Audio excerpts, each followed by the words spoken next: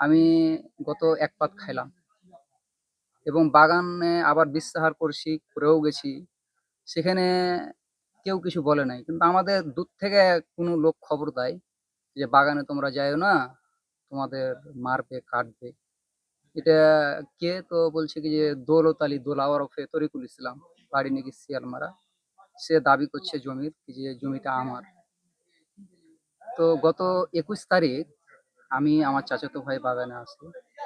আসার পর ওরা ৬ থেকে ৭ জন মানে বড়, বড় কাঁটা নিয়ে এসছে আমাদের মারার জন্য। তোরা যদি এখানে থাকিস বা এখানে বাগানে আসিস, তোদের পা কেটে নেবো। মানে আমাদের প্রাণনাশের একটা হুমকি দেয়। হুমকি দেওয়ার পর তারা আমার বড় বাবার কাছে গেছে। ওখানেও বলে এসছে। আমার বড় চাচার কাছে গেছে। ওখানেও বলে এসছে। আমার মেজ আব্বার কাছে গেছে। কি যে আপনার ছেলেরা যেন বাগানে না যায়, গেলে একটা অঘটন ঘটে যাবে। তখন কিন্তু আমাদের বলিয়েন না। নাই কিন্তু বাগানের যিনি মালিক উনি কিন্তু অভিযোগ করেছেন থানায়। হ্যাঁ? আমিও অভিযোগ করব, কিন্তু আমি অভিযোগ করব কোর্টে জেনে। আমার কাছে কথা হলো কি যে আমি বাগান নিয়েছি। আমি উনার ওয়াইফকে ফোন দিলাম কি যে, "আপা আপনি যে বলছেন বাগানটা আপনার, তো আপনি কি মূল্যে বলছেন আপনার?"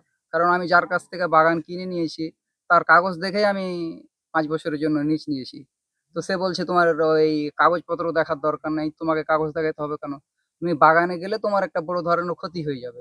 এটা আমাকে সকালে এক ভদ্রলোক এখানকার স্থানীয় আমাকে ফোন করে বলছে যে, "তোমার বাগানের তো গাছ কেটে নিয়েছে।" আমার বাগানের গাছ কেটে নিয়েছে মানে আমি কিন্তু এখন আসলাম। আমি কিন্তু এসে দেখিও নি। সে আমাকে ভিডিও করে আমার WhatsApp এ দিয়ে দিয়েছে যে, "তোমার সব গাছ কেটেছে। তো ভাই এটা কিভাবে?"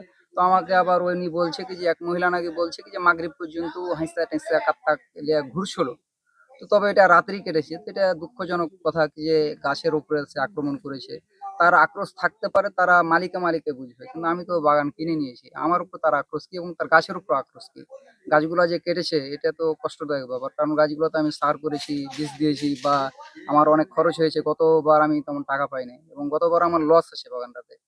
আমার প্রায় আপনার ৳১.৫ লক্ষ লস আছে বাগানটাতে। এখন আপনি কি কা চাচ্ছেন? এখন আমি চাচ্ছি কি যে এটা আইনের আশ্রয় নিবো এবং এটা সুষ্ঠু তদন্ত করে তদন্ত সাপেক্ষে যিনি কেটেছেন তার যাতে শাস্তি হয় আমি সেই দাবিটাই আপনাদের মাধ্যমে জানাতে চাচ্ছি।